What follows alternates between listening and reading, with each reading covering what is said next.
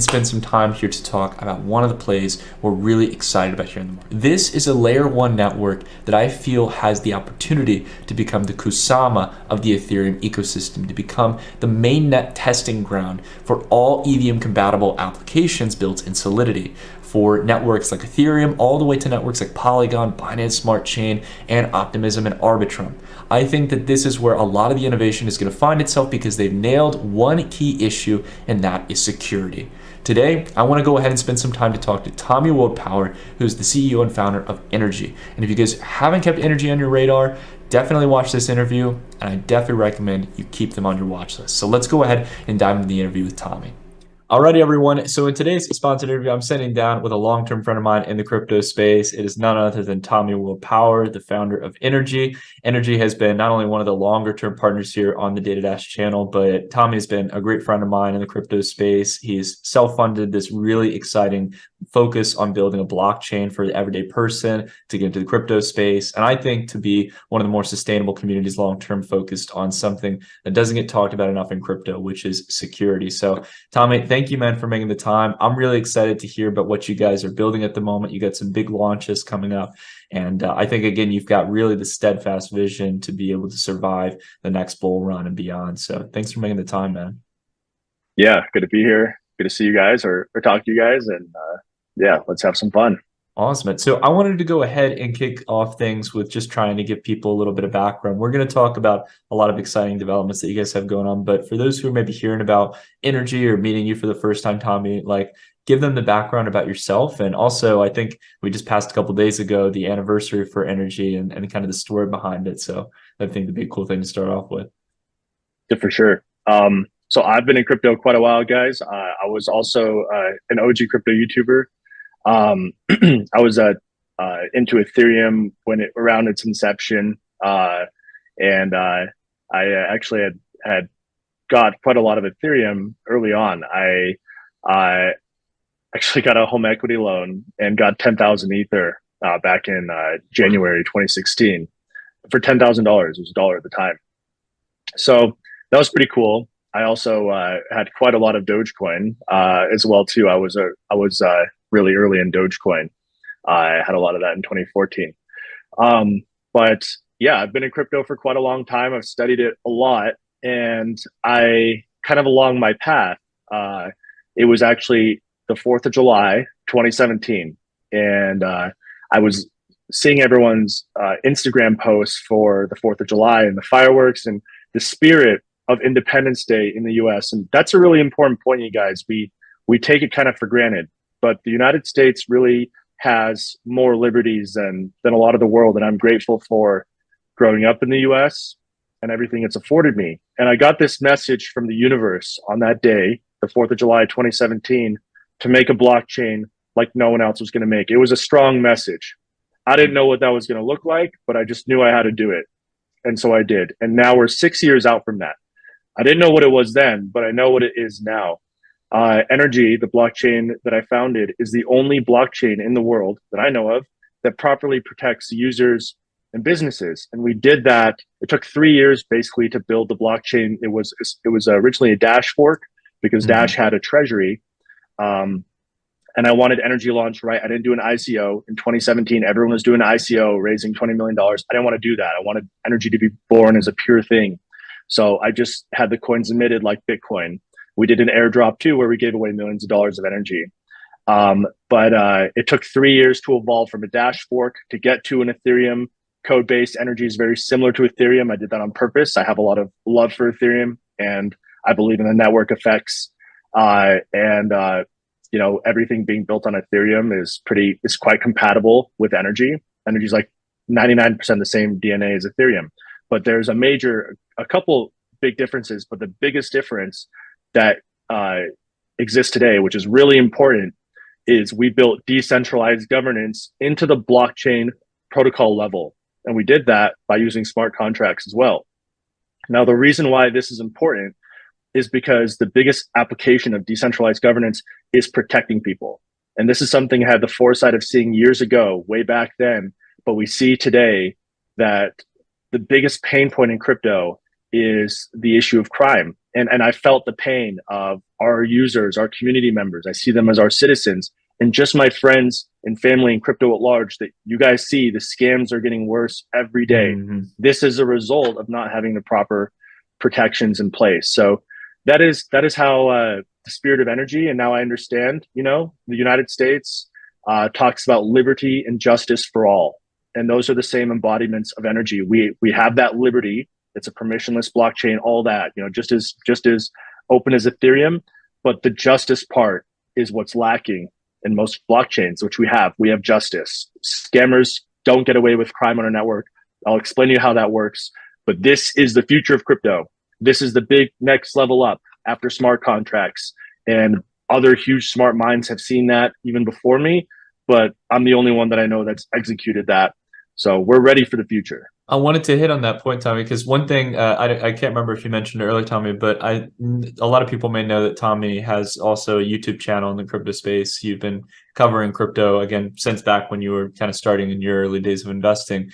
And I think one thing that you've seen over the time, and I've also seen myself throughout the crypto industry, is that you've seen what works, what doesn't. You took inspiration from Dash, the treasury model, which I think was pretty revolutionary at the time. EVM compatibility with smart contracts and tokens within the Ethereum network. You guys have been able to piece a lot of these things together. But one thing, Tommy, that I think you really get that a lot of people just have simply just chosen to ignore in the crypto space, or maybe haven't realized the value of yet, is security and being able to have on-chain governance and security. The reason why this is so big in my mind is, as you mentioned, it's not just our feeling that things are getting worse. The hacks are getting more creative. There are absolute multitudes of different types of rug pulls in the space where people essentially lose all their money investing in a certain project where the founder essentially goes away with all the money. I mean, there's different types of personalized attacks where people get their NFTs stolen. You use malicious websites that basically exploit you through some kind of malicious smart contract and a deceiving front end.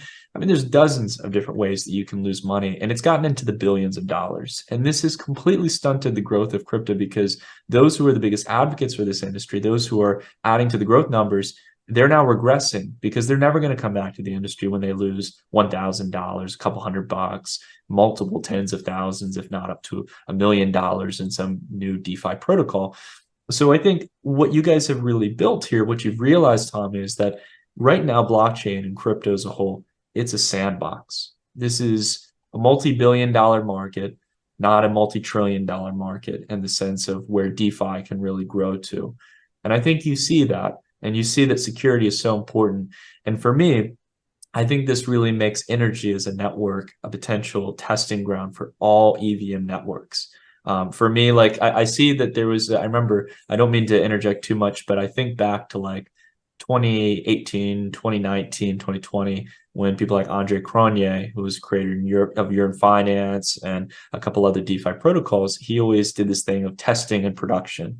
And that was a bit reckless on Ethereum because while it gave you this really great growth incentive that you didn't get, you got a lot of people using these tools, testing new applications versus, say, on a testnet like Gorelli or Ropsten on the Ethereum network. At the same time, people were still getting hacked. And if the contracts got exploited, it was use it at your own risk. It's your fault. And I didn't like that. I thought that while that was really smart in the sense that it brought growth, it left a lot of users losing everything. And that's a serious thing. That's people's life savings or large portions of their savings. So I think what you guys have built with Energi, now that I understand the defense mechanism, what you guys have built is absolutely powerful and potentially gives that potential for Energi, which has perfected this, to be able to be a really large network long term and service and flourish a lot of other EVM compatible ecosystems with it. So I want to go ahead and give you some time because I know you talk a lot about security, Tommy, but the one thing which we've chatted about before, which is I want people to see what that looks like. And I'm curious to hear maybe if you could kind of go through that a little bit. For sure. Those are, excuse me, those are great points. Let me just start here, you guys. And I've realized this because first of all, let me say, you guys, Henry Ford brought cars when everyone else had horses. And that's what I kind of realized. Honestly, that's kind of the level Energi is on. Okay. So what I've realized in explaining this to people is a lot of people don't even know what we've built is possible. But let me tell you, first of all, the first thing that we all have to come from, let's take this from the highest level, right? As humanity, we have to look after each other, right? And you guys do that. There's so many good people in the world, right? You look after your friends, you look after your family members, you stand up for each other. These are great qualities, you know, especially if it's an honorable thing. My estimation is 90% of people in crypto have been scammed in some way. And there's many people who've been scammed 5 to 10 times in various different ways. I have a CEO friend of a big blockchain company. He confided to me he's scammed 5 or 10 times over the years. Guys, scams are terrible. And as someone, as a founder and CEO myself, I see them all. I hear all the reports, and it's sad. The scammers don't come from one place. They come from all sorts of countries all over the world. And there's also so little recourse, you guys. You guys have to understand the problem and the pain that people go through when they get scammed. You know, you put yourself in that position. One of my friends put his life savings in crypto, right? And then he got someone who was supporting him support, and they built trust, and they tricked him, and they got access to his stuff, and it was gone. And I've seen that happen to people over and over again. So the first thing that has to happen is we all have to realize there's a major problem. That's kind of step one. And then the next part is, what does a solution look like? And this is the mentality we have to come from. And this is what I've done. And I've found that I've gone down this path much farther than anyone else I know in the crypto space. Me and my team, you know, but it starts with the feeling the pain of others, and it goes on to caring about them. And then what does a solution look like? So if you're coming from that frame of mind, you'll understand what we built, and it's pretty revolutionary. And I believe it's the way of the future. I believe it's necessary, because until you can bring your mom into crypto and not have to worry about her getting scammed a couple weeks later, then crypto is not ready for mass adoption. And crypto has a lot of users right now, which is great. It's growing. We love it, but it's really not ready for mainstream. And as you've said, Nick, companies are leery. It's actually holding crypto back right now. Yeah. Companies want to launch billions of dollars of assets in crypto, but they can't because they're rightfully worried. Because what if there's one little bug in the smart contract, and that happens? One little bug, and the scammer, the hacker, could take all those assets and immediately dump them on an exchange. That's what they usually do. They immediately dump them, and then it can cause hundreds of millions of dollars damage to that company or that person, and it ruins the company's reputation, and they're out, just like you said. So it's holding crypto back, this lack of security. Yeah. I think on that point, Tommy, like I'll go ahead and I'll put up a little bit of a screenshot here and stuff that demonstrates a little bit about how you guys do this. But let's give people maybe like a brief view into what that looks like from like a protocol level, because I think, again, as you mentioned, there's still stuff like this going. I think Euler Finance back a month or two ago had a multi-$100 million hack in the bear market. You know, like this stuff is just constantly like a domino effect in the industry. So I'm curious, like, let's say that we saw an innovative protocol or decentralized application being built on Energy. And let's say it's a different maybe lending borrowing protocol similar to Aave or Compound, but there's an exploit in the contract and someone has withdrawn all the funds. How does that situation look within Energy, and how does EBI and the kind of multi-level defense system that you guys have built kind of kick in and basically set recourses on that action? For sure. So I'll walk it through. I'm assuming you have the slide up, so I'll walk the users through this so you guys can understand. So the first thing that happens is when someone has a crime, they report it. And you can set up wallet alerts on your account. You can actually do this on Ethereum and probably other blockchains as well. We do that with Energy alerts. You can just sign up. So anytime assets move from your wallet, you get an email. So first thing, you notice that your assets have moved. You didn't do it. So come and report the crime to us. You can set a support ticket. Just come in the Discord and let us know. And then the way our governance works is you can do proposals. And if there's twice as many yes votes as no votes on a proposal to freeze an address, it could even be 100 Energy. As long as there's more yes votes or twice as many yes votes than no votes, an address can be temporarily frozen. So community member can come and say, hey, I'm a victim to crime. Someone help me just temporarily freeze this so we can investigate it. That's step one. And then we have the EBI. This is our team who does cybersecurity for corporations and governments and stuff. They zoom into this, and we've done hundreds of these cases over the years. So that's one thing I want to say too. This is not like an idea. We're getting the word out. This is time tested and it works. So they'll come in, they'll investigate it to see what happened. We have a whole process of how that investigation works. It's pretty thorough. We determine that crime is valid, then we do a new governance vote to freeze that address. If we have a 10% vote, that address can be permanently frozen until further ado, until we figure out exactly what happened. That buys us time to do a really thorough investigation. Thorough investigations take about a month to really get to the bottom of, get all the information and all that. And once we get to a clear conclusion of what happened, if there is a valid crime there, then we can do a new proposal to actually drain that attacker's address into a recovery wallet, and we send it back to the user. This is really advanced stuff, you guys. I want to just preface this. This is stuff that no one else that I know of has done in crypto. We've had it for years. Again, time tested and works. And guess what happens, you guys, when you have a good security system?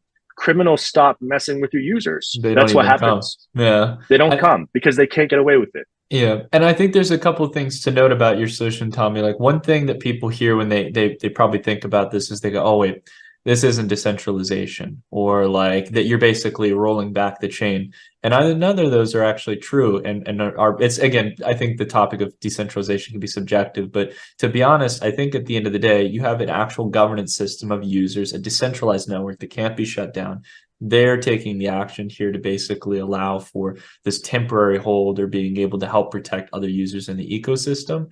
And on top of that as well, outside of it being a decentralized governance system, you guys aren't deleting chain history. You can't go back and manipulate transaction history. In fact, what this solution is doing is that you are essentially having this drainer contract that can essentially act as a protective layer. Once it's clear, the governance system can essentially withdraw those funds and redistribute it back to users. Imagine, like with the Euler Finance hack, like you have thousands of users impacted.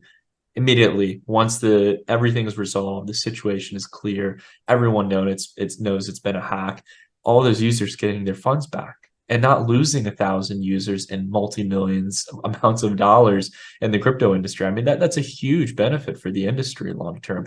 And I think, again, having that within Energi, I think gives it a strong foothold, where, as you mentioned, you don't even have hackers show up to the door and try to steal money from people. They only do it in ecosystems where they know they can get away with it. Totally. Those are great points you brought up, you guys. And I want you guys to think about this stuff. Again, Nick and I have been in crypto for a long time. We both studied crypto extensively. So understand this is pretty advanced stuff, but I want you guys to understand this, because this is what we need to evolve the crypto space. So first of all, the meaning of decentralization. What does decentralization mean? Decentralization means a network that is virtually impossible to take down. In other words, if someone comes to me and says, hey, Tommy, take Energi down, I'm sorry, I can't do it, because there's nodes all over the world running the network. That's what decentralization means. Decentralization doesn't mean a lack of governance. This is a high level thing that the crypto space has to evolve to understand. And in fact, the future of crypto is competition for governance. Right now, we're leading the way. Right now, we're leading the way in this, but we won't be the only ones in the future. I'm thinking 10, 20 years ahead, there's going to be other blockchains that also have governance. And you guys, this is really powerful. If you think of the highest level of crypto, the highest level of crypto is competition for the money you use. And right now, you guys are all doing that by using whatever crypto you want to use. But ultimately, it's competition for governance. What protocol, what money is going to take care of you the best? Is going to protect you the best, is going to look after you the best. You are the citizens of that protocol. And it's the responsibility of a protocol to protect its citizens. This is the end game of crypto. This is the advanced stuff that, vast majority of people haven't thought about, but we've thought about deeply. And again, you have to come from a place of caring about people, of caring, so many protocols have just said, oh, it's not our responsibility. It's absolutely their responsibility. True leadership is about taking responsibility of whatever you're doing. If you're running a store, it's taking responsibility of the store. If you're the president of a country, it's your responsibility to oversee that country. If you're leading a crypto, if you're part of that, the leadership there, it's your responsibility to protect your people. Yeah. But yeah, go ahead. No, I was just gonna say, I mean, you're preaching in the choir here, man. I mean, to be honest, Tommy, like, this is something I've tried to get across, that, to many people, if we don't fix this in crypto, there may not be another bull market. There may not be another chapter for crypto if we can't get this message of improving the security threshold of the crypto space. And it's not about taking authority into our hands as a community, but it's about giving governance to those who are actually contributing, who are using that ecosystem, and making sure that hackers, again, don't have a home in crypto, or people who are trying to do malicious or nefarious things and just hamper down the industry. I really think, to be honest, man, like there's over the past couple of years, the EVM ecosystem has exploded. I mean, you've got like Arbitrum, you've got Optimism, which are using rollups, you've got Polygon or Matic, you've got Avalanche, all these networks which have improved maybe consensus, scalability, or one of those kind of core elements that was really the topic of discussion when throughput became an issue and people started looking for alternatives. But not only has Energy done those things, you guys have really strong throughput and still relatively good blockchain confirmation time. But the big thing you focused on that I haven't seen anyone talk about or like do anywhere near as close as you guys is that element of security. And I think this really opens up a good opportunity. I thought about like, alternative networks that have just tried to completely ditch Solidity overall as a language, which so many developers already know about. They're going out and trying to build their own things, so like Polkadot, for example. And with its model itself of having these different parachains, one of the big networks that they rely on is Kusama. And Kusama is not a test net, but it's this kind of test bed for new projects that eventually could open up their own network on top of Polkadot and become some of the core applications.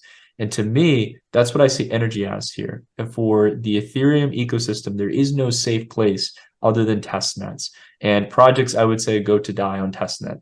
Most people do not test them. People do not use them. There's no real weight and incentive towards being an early adopter. Whereas now with Energy, you guys have this opportunity to really be a network where all great ideas begin and they flourish throughout other vast ranges of the EVM, kind of ecosystem. It could be also in Energy as well, but I think it's this kind of mindset and this structure of governance and security as priority number one is going to be the test bed where anyone who wants to do anything different and not just fork off existing code, that's where they're going to go. Anyways, man, I think, again, I don't think the market's realized it yet, but once they do, I think that that's going to be very exciting. Yeah, let me add to what you said, Nick. Actually, I want to tell you guys this was Nick's idea, and he's a genius. We should look at Energy as a live test net for Ethereum. I want to tell you guys too, because I see some people like hate on Ethereum, or I have a ton of love for Ethereum, and I see the network effects. See Energy as a test bed for Ethereum. You want to launch a live application or an application, a test net, is look at Energy between a test net and between a live net. You guys are launching something, you want to launch on Ethereum, launch it on Energy. The fees are cheap, the blockchain's mature. I want to say something to you guys. I'm the type of person, I see people talk the talk all the time. Few people walk the walk. I'm the sort of person that I'm like, I'm going to walk the walk and then I'll tell the world about it. And I have done that. We have built it. It works. It's live. It's tested. It's ready. It's ready for the world. So launch your applications on Energy. Come see it as, like, again, between a test net and a live net, like a light live net. Yeah.